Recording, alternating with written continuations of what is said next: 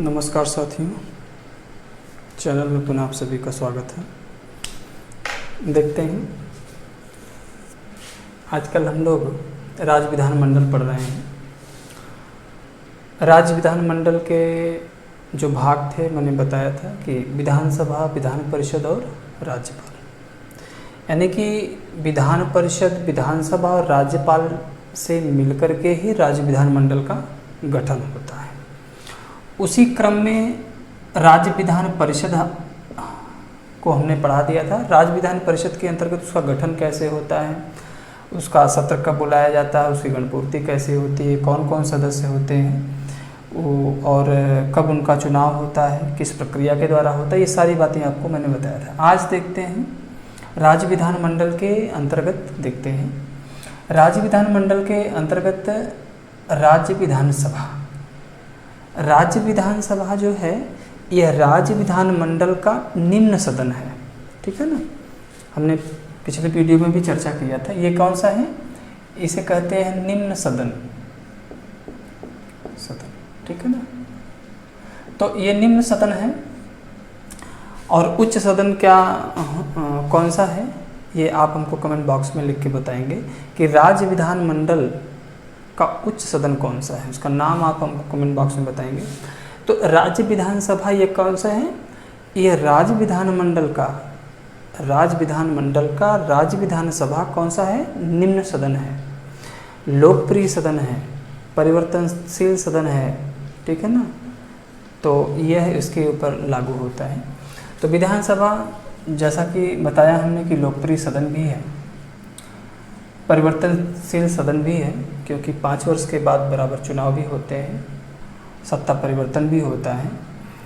तो ये देखते हैं कि राज्य विधानसभा का जो गठन है यह संविधान के अनुच्छेद 170 में ये व्यवस्था दी गई है कि संविधान का अनुच्छेद 170 क्या कहता है कि राज्य विधानसभा का गठन जो होगा राज्य के वयस्क मताधिकार के आधार पर कराया जाएगा।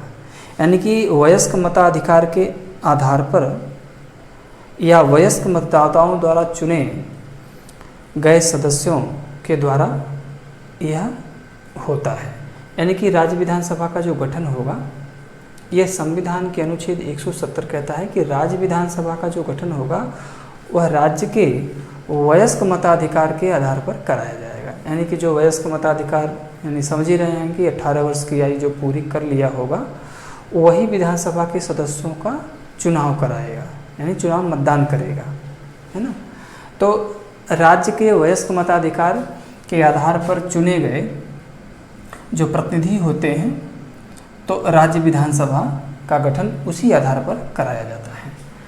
देखते हैं सदस्य जो संख्या है कि राज्य विधानसभा में जो सदस्यों की संख्या निर्धारित की गई है, इसको देख लेते हैं। तो राज्य विधानसभा, चूँकि पिछली वीडियो में भी मैंने बताया था कि प्रत्येक राज्य की विधानसभा होती है, प्रत्येक राज्य के राज्यपाल भी होते हैं, एक राज्य के राज्यपाल भी होते हैं और 2 राज्य के भी राज्यपाल नियुक्त किए जा सकते हैं। तो इसके अंतर्गत देखेंगे तो जो राज्य विधानसभा है, तो मैंने बताया कि प्रत्येक राज्य की अपनी विधानसभा है। ठीक है ना, उसकी अधिकतम सदस्य संख्या और न्यूनतम सदस्य संख्या देखते हैं। तो अधिकतम सदस्य संख्या जो है ये 500 निर्धारित की गई है ना। यानी कि राज्य विधानसभा में सदस्यों का जो निर्वाचन होगा तो उसमें अधिकतम सदस्य संख्या 500 निर्धारित की गई और न्यूनतम कितनी, 60। न्यूनतम कितनी है, 60। यानी 60 से कम नहीं होगा और 500 से अधिक नहीं होगा सदस्य संख्या। ठीक है ना। तो प्रत्येक राज्य के राज्य विधानसभाओं के सदस्यों की संख्या निश्चित की गई है, लेकिन ये बता दिया गया है कि अधिकतम सदस्य संख्या 500 से अधिक ना हो और न्यूनतम 60 से कम भी नहीं होनी चाहिए। लेकिन कुछ राज्य इसके लिए अपवाद स्वरूप हैं। कौन कौन से राज्य हैं, सिक्किम है, अरुणाचल प्रदेश है ना, गोवा है। इन सभी राज्यों में जो राज्य विधानसभा है उनकी सदस्य संख्या 30 निर्धारित की गई है, यानी 30 ही है। सिक्किम, अरुणाचल प्रदेश और गोवा में 30 ही, यानी न्यूनतम, ये अपवाद है एक तरह से। मिजोरम में 40 सदस्य संख्या है, तो ये भी एक अपवाद है। जबकि यहाँ कह रहा है कि 60 से कम नहीं होनी चाहिए, इधर कह रहा है 500 से अधिक नहीं होनी चाहिए, लेकिन कुछ राज्य इसके लिए अपवाद हैं। इसके साथ साथ देखेंगे आप जो नवगठित राज्य रहे हैं उनमें भी देखेंगे आप, जैसे लद्दाख हुआ, जम्मू कश्मीर हुआ, सब में सदस्यों की संख्या निश्चित की गई है और सभी 60 से कम है, इस तरह से बताए गए हैं। हाँ, यदि उस राज्य के राज्यपाल को ऐसा लगता है कि राज्य विधानसभा में आंग्ल भारतीय समुदाय का प्रतिनिधित्व तो नहीं है, ठीक है ना, तो एक सदस्यों का मनोनयन, यानी कि विधानसभा में एक आंग्ल भारतीय सदस्यों का या एक आंग्ल भारतीय सदस्यों का जो प्रतिनिधित्व है वह राज्यपाल के द्वारा मनोनीत व्यक्ति ही आएगा। यानी कि जिस राज्य में आंग्ल भारतीय समुदाय का प्रतिनिधित्व नहीं है, यदि आवश्यकता है तो राज्यपाल जो है एक आंग्ल भारतीय समुदाय की नियुक्ति राज्य विधानसभा में कर सकता है। यह है आपको जानना बहुत ही जरूरी, बहुत ही इम्पोर्टेंट है। ये पूछता है कि राज्य की विधानसभाओं में राज्यपाल द्वारा कितने आंग्ल भारतीय समुदायों की नियुक्ति की जाती है, तो कितने, एक आंग्ल भारतीय समुदाय की नियुक्ति की जाती है। आप हमको पिछले वीडियो मैंने बताया भी था, आप हमको एक कमेंट बॉक्स में उत्तर दीजिएगा कि जैसे एक आंग्ल भारतीय समुदाय की नियुक्ति राज्य विधानसभा में की जाती है राज्यपाल के द्वारा, तो लोकसभा में राष्ट्रपति द्वारा कितने आंग्ल भारतीय समुदाय की नियुक्ति की जाती है, यह आप कमेंट बॉक्स में हमको लिख के बताएंगे। अवधि देखते हैं कि राज्य विधानसभा की अवधि कितनी है, तो 5 वर्ष के लिए इसके कार्यकाल निश्चित किए गए हैं। 5 वर्ष के पहले भी राज्य विधानसभा भंग की जा सकती है या सरकार को बर्खास्त किया जा सकता है, ठीक है ना। तो 5 वर्ष अमूमन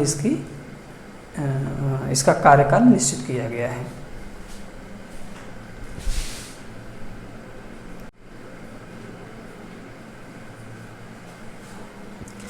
आगे की तरफ देखते हैं, जो राज्य विधानसभा के सदस्य हैं उनकी योग्यता कौन कौन सी उनकी योग्यता है, देखते हैं। तो राज्य विधानसभा के सदस्य चुने जाने वाले व्यक्ति की योग्यता कौन कौन सी है, यह भारतीय संविधान का अनुच्छेद 173 यह राज्य विधानसभा के सदस्यों की योग्यता के संबंध में बताता है। तो अनुच्छेद 173 क्या कहता है ये, कि विधानसभा में सदस्यों की योग्यता के संबंध में यह निर्देश देता है। कौन कौन सी योग्यता है, भारत का नागरिक हो, हाँ तो ठीक है, भारत का नागरिक हो, स्वाभाविक है। देखिए, भारत के नागरिक कहने का तात्पर्य क्या है कि कोई विदेशी नागरिक नहीं निर्वाचित हो सकता, ठीक है ना। बस इसके कहने का तात्पर्य ये है कि भारत का नागरिक हो, यानी कोई विदेशी नागरिक ना हो, इस तरह की बातें हैं। भारत का नागरिक हो, ये तो सही बात है ना। 25 वर्ष की आयु पूरी कर चुका, देखिए 25 वर्ष के लिए है, यानी कि राज्य विधानसभा का सदस्य बनना है तो व्यक्ति को 25 वर्ष की आयु पूरी कर लेना पड़ेगा, यानी 25 वर्ष की आयु पूरी कर चुका। तीसरा है, भारत सरकार या राज्य सरकार के किसी लाभ के पद पर ना हो, ठीक है ना। यदि मान लीजिए राज्य विधानसभा का सदस्य वह निर्वाचित कर दिया जाता है तो भारत सरकार या राज्य सरकार के किसी लाभ के पद पर वो आसीन ना हो, अगर हो तो उसको त्यागपत्र देना पड़ेगा। यानी कि 2 लाभ का पद तो हो नहीं सकता, ऐसा तो संवैधानिक व्यवस्था है। चूँकि राज्य विधानसभा का सदस्य बनेगा तो इस पद का भी वेतन लेगा, और पहले से भारत सरकार या राज्य सरकार के लाभ के पद पे होगा तो 2 नहीं हो सकता। तो ये सारी व्यवस्था इसके संबंध में बनाई गई है। साथ ही साथ ये भी कह रहा है कि जो इसकी योग्यता है, चौथी योग्यता है कि संसद विधि द्वारा जो व्यवस्था बनाई गई हो, यदि संसद कोई विधि के द्वारा कोई इस तरह की व्यवस्था बनाई हो तो उसे पूर्णतः उसे फॉलो करना पड़ेगा। यानी संसद द्वारा बनाई गई किसी विधि के अधीन राज्य विधानसभा का सदस्य चुने जाने योग्य न हो, अर्थात दिवालिया एवं पागल न हो, तो स्वाभाविक है कि ये कह रहा है कि संसद विधि द्वारा कोई यदि गाइडलाइन या निर्देश जारी होता है तो भी उस सदस्य को फॉलो करना होगा। पागल दिवालिया ना हो तो स्वाभाविक है कि व्यक्ति पागल दिवालिया कोई व्यक्ति इस तरह से राज्य विधानसभा का सदस्य नहीं बन सकता। तो ये सारी बातें कही गई हैं, ये वैधानिक रूल है, लिखा गया है, ठीक है। अब देखिए कि राज्य विधानसभा मान लीजिए गठित कर दिया गया, और उसकी गणपूर्ति कैसे होगी और सत्र कब होगा। यानी कि अब राज्य विधानसभा मान लीजिए गठित कर दिया गया, सारे सदस्य उपस्थित हो गए, तो सारे सदस्यों का निर्वाचन हो गया, सारी बातें हो गई। अब राज्य विधानसभा का सत्र भी चलना हो, उसकी गणपूर्ति भी होनी चाहिए। तो जितने भी सदस्य राज्य विधानसभा के हैं, जिस राज्य के, प्रत्येक राज्य की अपनी राज्य विधानसभा है और राज्य विधानसभा के सदस्य अलग अलग हैं, ठीक है ना। कहीं 40 हैं, 60 हैं, 403 हैं, 205 हैं, 240 हैं, 105। तो ये सारी बातें जो हैं उनके संबंध में हैं कि यदि राज्य विधानसभा की गणपूर्ति करनी है तो 10% सदस्यों की अनुपस्थिति जरूरी है सदन में। यानी कह रहा है कि जैसे मान लीजिए मिजोरम में 40 राज्य विधानसभा के सदस्य हैं, तो 40 सदस्य हैं, तो 40 में से 10% सदस्यों का सदन में उपस्थिति होना अनिवार्य है, तभी सदन चलेगा या सदन की गणपूर्ति तभी माना जाएगा। तो 1/10 सदस्यों की अनुपस्थिति में, 1/10 सदस्यों की उपस्थिति में गणपूर्ति मानी जाती है। तो यदि राज्य विधानसभा का सत्र चलाना हो, है ना, तो पूरे सदस्यों के 1/10 या 10% सदस्यों की उपस्थिति अनिवार्य है, तभी चल पाएगा। सत्र जो होता है, यानी कि राज्य विधानसभा का जो सत्र होता है, तो 1 वर्ष में 2 बार बुलाया जाता है। तो 1 वर्ष में 2 बार बुलाया जाता है, यानी कि एक सत्र के बीच में 6 माह का अंतर नहीं होना चाहिए। यानी वर्ष में 2 बार होगा तो 6 माह, यानी कि 6 माह का है ये, तो 6 माह का अंतर नहीं होना चाहिए। एक सत्र के बीच दूसरे सत्र में 6 माह का अंतर नहीं होना चाहिए। तो कितना हो गया, यानी कि विधानसभा का सत्र यदि चल रहा है, सत्र बुलाया जा रहा है, तो 1 वर्ष में 2 बार सत्र बुलाए जाते हैं, ठीक है ना। अब देखते हैं कि पदाधिकारी कौन से हैं, कि राज्य विधानसभा में पदाधिकारी कौन कौन हैं। तो मुख्य पदाधिकारी, अब देखिए ये परिपाटी है, राज्य विधानसभा की ये परिपाटी बनाई गई है कि जितने भी सदस्य हैं, चाहे 403 हों, 100 हों, 95 हों, 50 हों, 40 हों, 30 हों, जितने भी सदस्य हों, तो जितने भी सदस्य हैं उन सदस्यों में से जो वरिष्ठतम सदस्य होगा, जिसको काम का अनुभव होगा, तो वरिष्ठतम सदस्यों यानी उन्हीं सदस्यों में से एक अध्यक्ष की नियुक्ति हो जाएगी, है ना, और एक उपाध्यक्ष की नियुक्ति हो जाएगी। यानी कि जितने भी राज्य विधानसभा के सदस्य हैं सदन में, उन सदस्यों के बीच से एक अध्यक्ष और उपाध्यक्ष की नियुक्ति कर दी जाती है और अनुभवी व्यक्ति या सीनियर व्यक्ति को ही रखा जाता है, ठीक है ना। तो अध्यक्ष और उपाध्यक्ष की जो नियुक्ति होती है उन्हीं सदस्यों के बीच में से की जाती है। अध्यक्ष, जब अध्यक्ष को हटाना हो या उपाध्यक्ष को हटाना हो, तो अध्यक्ष जो उपाध्यक्ष को त्यागपत्र दे सकता है और उपाध्यक्ष जो है अध्यक्ष को त्यागपत्र दे सकता है, या संसद में पारित प्रस्ताव के आधार पर भी इनको हटाया जा सकता है। तो ये सारी इनके संबंध में सदन की जो गतिविधियां हैं, सदन संचालन की जो व्यवस्थाएं हैं, ये सभी अध्यक्ष उपाध्यक्ष के माध्यम से चलाई जाती हैं। तो सब मिला के सदन की गरिमा बनाए रखना, है ना, और सदन का संचालन सुचारू रूप से चल सके, ये सारी प्रक्रिया की देखरेख कौन करता है, अध्यक्ष और उपाध्यक्ष करते हैं। तो जैसा कि मुझे विश्वास है कि वीडियो आपको अच्छी लगी होगी, और अच्छी लगी होगी तो चैनल को जरूर सब्सक्राइब करिएगा, लाइक करिएगा, कमेंट करिएगा और बेल आइकन को प्रेस करना ना भूलिए, क्योंकि जैसे ही मेरी वीडियो अपलोड होगी वैसे ही आप तक पहुंच जाएगी।